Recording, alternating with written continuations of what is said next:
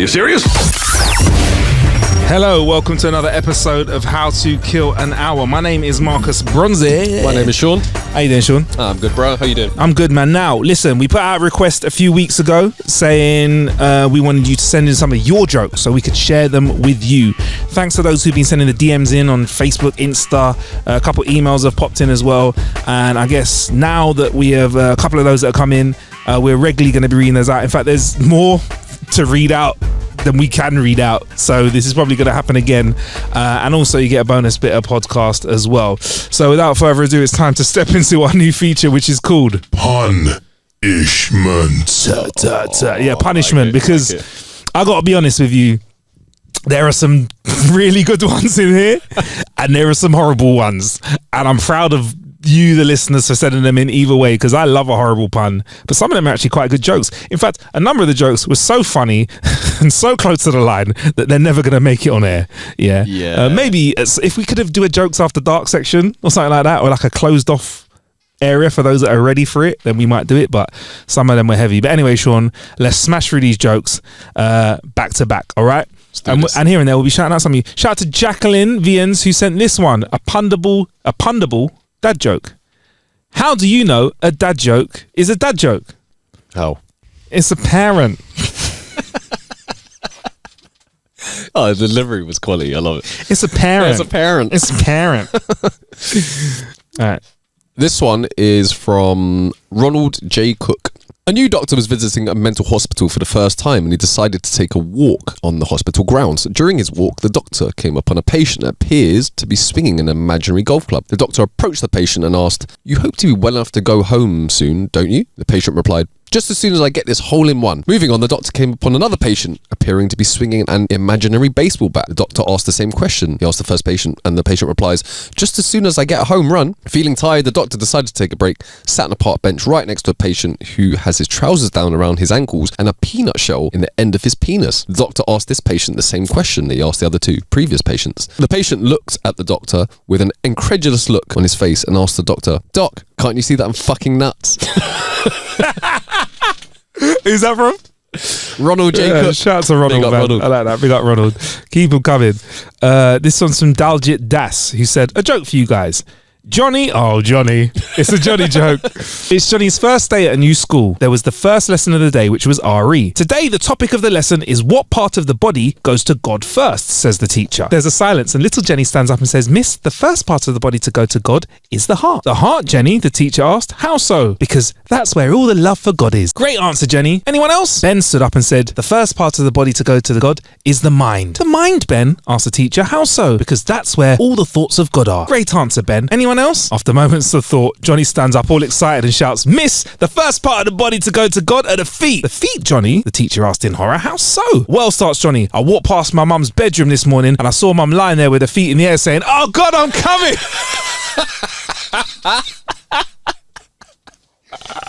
Little Johnny. Oh, little Johnny. Always up to no good. Always Johnny. Up to no good. Oh dear. Okay, this is a trilogy of very short jokes. Okay. What do you call nuts on the wall? I don't know. Walnuts. What do you call nuts on your chest? Chestnuts. Easy. What do you call nuts on your chin? I don't know. A mouthful of cock.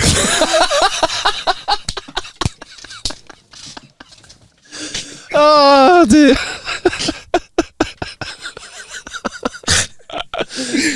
That's a good one. A woman visits her gynecologist. Oh, sorry. This is from Jananders Matterson. Thank you very much. A woman visits her gynecologist and they say, "Wow, that's a big vagina." Later, she comes home and she's thinking about it. She puts the mirror on the floor and straddles over it. Just then, her husband comes home and says, "Whoa, babes, whatever you do, don't fall into that big hole."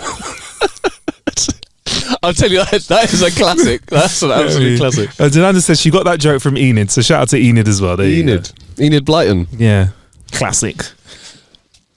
I don't know who this one's from, but daughter, please come and pick me up from this sleepover. The kids are being mean and the dad keeps smiling at me.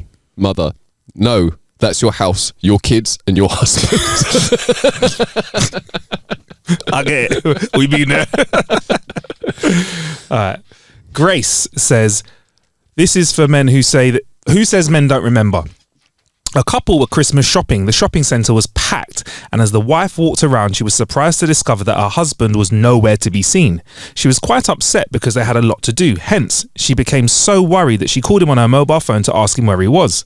In a quiet voice, he said, "Do you remember the jewellers we went to about 5 years ago where you fell in love with that diamond necklace that we couldn't afford? And I told you that I'd get it for you one day."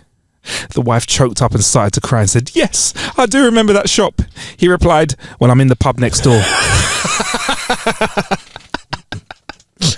Oh, I thought it was going to be a sweet ending. Oh, yeah, man. And it was a picture of a newspaper that Grace got that from as well. So classic old school joke there. Remember those? Remember those? Newspapers. Yeah.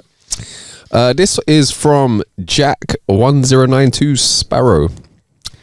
What do you call a cow with 3 legs? I don't know. What do you call a cow with 3 legs? Lean beef. What do you call a cow with 2 legs? I don't know. Extra lean beef. What do you call a cow with no legs? Ground beef. What do you call a dog with no legs? I don't know. Anything you want, he still won't come.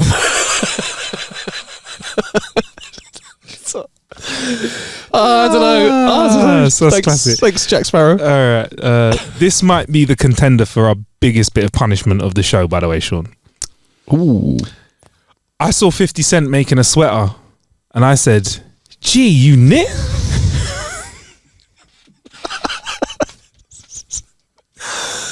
Oh dear, oh dear. Wait, what? Punishment. That wasn't it. That was punishment. Oh man. Sorry. I don't know who this one is from. It just leads with "not safe for work." Oh wow. Let's go. This is how we like it, baby. A man asked his doctor for advice on his premature ejaculation. The doctor told him, "When you feel the urge to ejaculate, try startling yourself." On the way home, the man went to a gun store and bought himself a starter pistol. All excited to try out this suggestion, he ran home to his wife. When he got home, he was surprised and delighted to find his wife in bed, already naked. He was so horny and excited to try out his new system that he didn't think twice, leapt on board.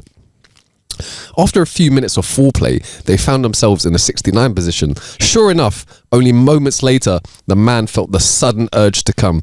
Following the doctor's orders, he grabbed the starter pistol off the bedside table and fired it. The next day, the man went to the doctor. The doctor asked, "How did it go?" The man answered, "Just great. When I fired the pistol, my wife crapped on my face and bit 3 inches off my dick, and my neighbour came out of the closet with his hands in the air." It is I wish I could shout out whoever sent that one. That was a good one. That was a good one. Oh man. Love that. Oh man. Is it? Oh, did we not get a name on that one? No, no, unfortunately not. Oh, sorry about that, man. Oh, that's good. That's right. Anyway, right. So this one's from Randy. Sent me a couple of jokes as well, so I can, but they're not connected, so I can do one then the other if you want. I'll do one, then you go. Right. A man on his way home from work picks up a dozen roses for his wife. When he hands them to her, she says, "What's this for?" He replies, "Because I love you and I care you and I want to show it." The wife, being very cynical, says, "Well, I guess this means I have to lay on my back with my legs in the air for the next week." The husband responds, "Don't we have a face?"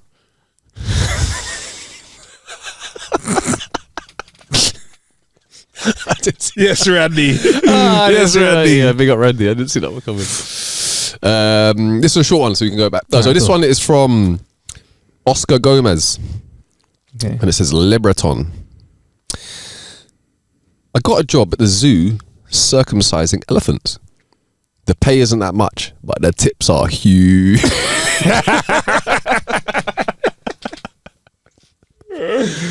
Wicked. All right, it's another one from Randy Paul.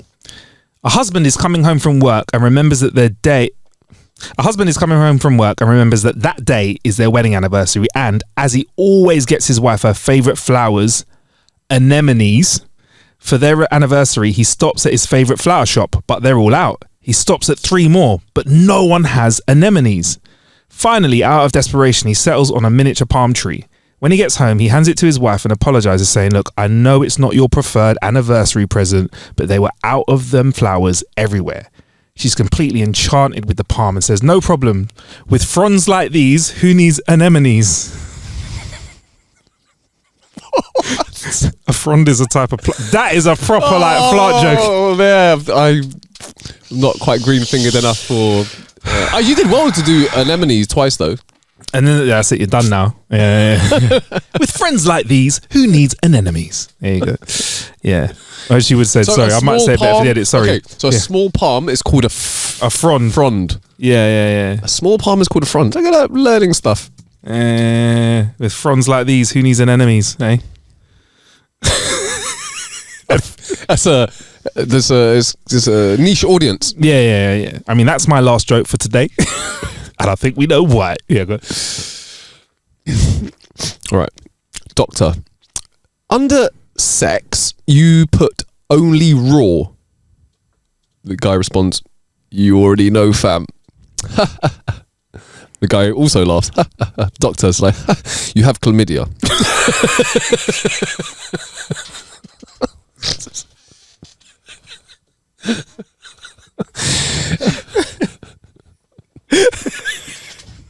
That's what tickled you. Oh man, I think you know what? That's not punishment. That's punderful, bruv. Is that punderful? That's punderful, man. Punderful. There we go. And there you go, man. Look, please keep them coming in. We've got to get out of the studio right now because we can't record anymore. But please keep them coming in. People are sending them in by DMs, which if that's easier for you, or it's jokes@howtokillanow.com. But either way, keep them funky and keep them popping over to us because I think they're absolutely and hilarious. let us know your name because we would like to shout you out. Yeah, man. We'll shout you out on PUN-ishment.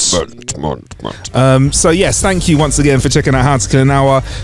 Why am I going to spell it again? How to Kill an Hour on all socials, at Marcus Bronzy on all socials, MarcusBronzy. And we have more content coming your way, more jokes coming your way. I actually have coming up some more facts that have been sent over to me, like interesting facts. And I've got some anti-facts as well. Yeah, that's all coming up, man. So thanks for joining us. It's been a pleasure, Sean, as always, man. Likewise, bro. I look forward to the next episode, bro. Dee. Peace. Bless.